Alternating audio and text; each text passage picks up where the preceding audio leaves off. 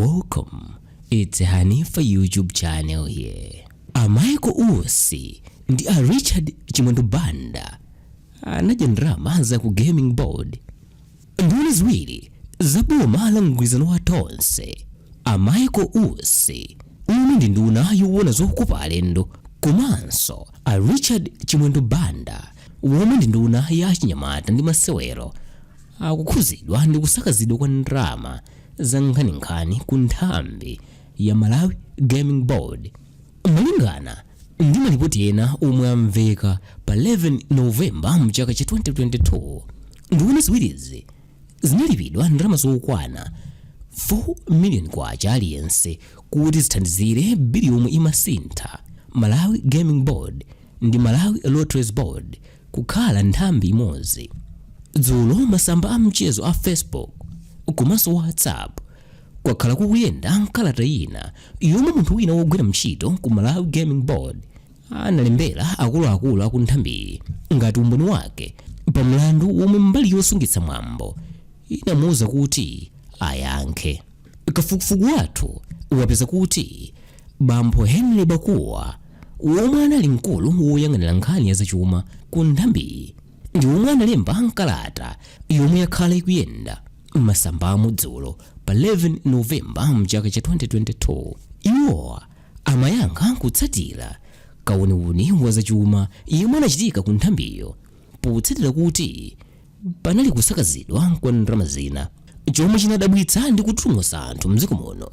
Kalatayi itayamba kuyenda ndi mayina a nduna ziwiri a Richard Chimwendo Banda komanso a Michael Usi akutchulidwamo kuti anapatsidwa ndrama zokwana 8 million kwacha zomwe ndi 4 million kwacha aliyense. Malingana ndi kulemba kwa wamkulu wa zachuma ku nthambi a Henry Bakuwa akuti wamkulu wa nthambi a Rachel Michiga anapereka ndrama zokwana 4 million kwacha kwa a Richard Chimwendo Banda kuchoka ku akaunti yawo ya ku banki, ndipo atatero anawuza mbali yoona zachuma ya nthambi kuti wabwezere ndramazo. Abakuwa akunenanso kuti kanthawi kena a Rachel Michiga anakumana ndi a Michael Usi ku Mount Soch Hotel komwe anawapatsa ndrama yokwana 4 million kwacha, ndipo iwo anawajambula ndunawa akulandira ndramayi asakudziwa. Ndramayi akuti anayitenga kuchoka kwa kashiya wa ku nthambi a Miss Nkondiwa. Izi ndikuphatikiza kuti nthambi inakatenga ndrama zokwana 8 million kwacha ku akaunti yake ya ku banki ya FDH, ndipo Michiga anakakamira kunena kuti apatsidwe ndrama zokwana 1.3 million kwacha. Kuphatikiza apo phungu wina a Ephraim Kayembe anapatsidwanso ndrama zokwana 1 million kwacha zomwe zinatumizidwa ku account number yawo ya ku banki. Abakuwa anapitirira kunena kuti alinso ndi umboni wokwanira omwe ukusonyeza kuti ndrama ina yokwana 4 million kwacha inaperekedwa kwa phungu wangapo mwongo wachiwiri kwa speaker wa mnyumba ya malamulo Amadaliso Kazombo, komanso ndrama ina yokwana 4 million kwacha inaperekedwa kwa munthu wandale yemwe ndi wamphamvu kwambiri mu boma la Tonse. Iwo anatinso sangadziwe kuti ndrama zina zomwe Amichiga akhala akutenga ku mbali yawo ya zachuma kuti zinagwiritsidwa mntchito bwanji, ndipo anapempha mkulu wa nthambi a Rachel Michiga kuti alongosole bwino lomwe komwe anapititsa ndrama yokwana 8 million kwacha ina yomwe anakatenga ku bank account ya nthambiyo. Abakuwa ananenanso mukalata yawoyo kuti ndi wodabwa kuti a Rachel Michiga anatenga ngongole ku nthambi ya ndrama zokwana 24 million kwacha mu miyezi isanu yokha popanda chilolezo chochoka ku bodi yoyang'anira nthambi. Kwa iwo akuti ndikofunika kuti Michiga afufuzidwe bwino. Palinso kalata ina yomwe yatulukanso pa 11 Novemba pomwepo yomwe inalembedwa pa 9 May mu chaka cha 2022 yomwe a Rachel Michiga ngati mkulu wa nthambi analembera a Henry Bakuwa ngati mkulu woyang'anira nkhani zachuma ku nthambiyo, ndipo imawapempha kuti awapatsa ngongole yokwana 3.9 million kwacha yoti agulire tikiti ya ndege popita ku dziko la Malta komwe aperekezedwe ndi Awakens Mijiga. Awakens Mijiga ndi mmodzi mwa akuluakulu a banki ya National Bank komanso ndi mwamuna wawo wa Aresho Mijiga. Kuphatikiza apo, Aresho Mijiga anapemphanso kuti awapatse ndalama ina yotsala yokwana 569,000 Malawi kwacha popeza tikiti ya ndegeyo ndalama zake ndi zokwana 3.3 million kwacha. Anthu nkumadabwa kuti zitheka bwanji mamuna kukamutengera ngongole ku kampani yomwe mkazi wake amagwirako ntchito kuti apite ku holiday ku dziko la Malta. Ndalama zonsezi zomwe a Henry Bakuwa ayankhulazi.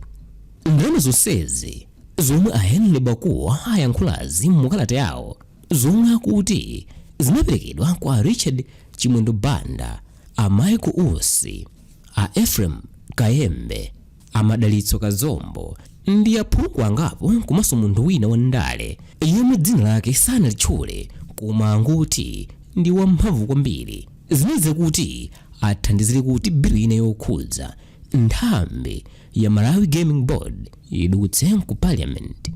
Pajatu posachedwapa nyumba ya malamulo mdziko muno inavomera kuti nthambi za Malawi Gaming Board ndi Malawi Lotteries Board zikhale nthambi imodzi potsatira kuti zinali nthambi ziwiri koma ntchito zomwe zimagwira zinali zofanana.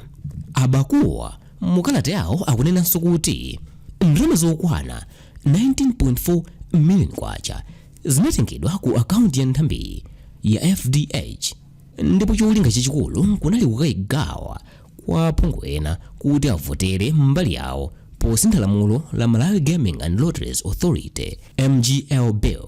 Ndipo pakadali pano ali ndi zikalata zomwe zili ndi umboni wokwanira wakuti ndalama zokwana 43.4 million kwacha ndi zomwe zinagwiritsidwa ntchito poperekera ziphuphu kwa aphungu kuti ziwakomere posintha lamulolo. Patangotha maola ochepa chabe, kalata ya Henry Bakuwa itagawidwa m'masamba a mchezo a WhatsApp ndi Facebook. Akuluakulu aku nthambi ya Malawi Gaming Board anadutsa kalata yawo yomwe madzina imanena kuti patamveka mpikisano zokhuza kusakaza kwa chuma ku nthambi. Nthambi ya boma yakauniuni pa nkhani ya zachuma ya Auditor General inakhazikitsa kafukufuku ku nthambi kuti apeze choonadi pa nkhani. Akuluakulu ena ogwira ntchito ku nthambi anayimitsidwa ntchito zawo kuti kafukufukuyo ayende bwino, ndipo anthu omwe akukhudzidwa pakubedwa kwa ndalamazo anapatsidwa mpata wolongosola mbali yawo kudzera mukulemba komanso kukumana ndi maoditawo. A Henry Bakuwa omwe anali mmodzi wofufuzidwa anapereka umboni wawo wolemba ndi woyankhula. Wolembawo ndi omwe atulutsidwa kupita ku gulu la anthu. A Auditor General anapereka ripoti lawo lomwe likunena kuti anthu amabadi ndalama ku nthambi kudzera mu ngongole zabodza ndi dzina. Kalatayi ikutinso mulipoti lochoka ku ofisi ya Auditor General sikunena chilichonse kuti nthambi inapereka ndalama kwa nduna iliyonse, aphungu komanso andalena, ndipo zimenezi malingana ndi nthambi ndi zabodza. Kusatira kauniuni wochoka ku ofisi ya Auditor General, akuluakulu a board ya Malawi Gaming Board anayitanitsa a Henry Bakuwa pa 11 Novemba mchaka cha 2022 kuti akafunsidwe mafunso angapo okhuza nkhani ya zachuma ku nthambiyo. Koma patangosala masiku ochepa chabe kuti Abakuwa akaonekere ku bodi, iwowa analembera kalata nthambi kuti asiye ntchito, koma anati akhalabe akugwira ntchito kwa mwezi umodzi. Ija mchizungu amati serving his notice. Kotero pakadali pano nthambi yachita jenga kuti atani, ndipo pano sayankhulanso chilichonse.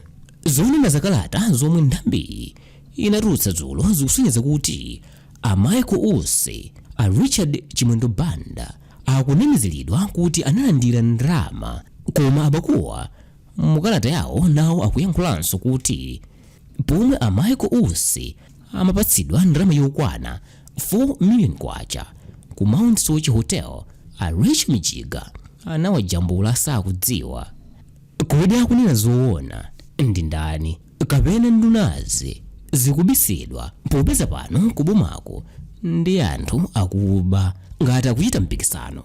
Choona chenicheni cha nkhani akuchidziwa okha.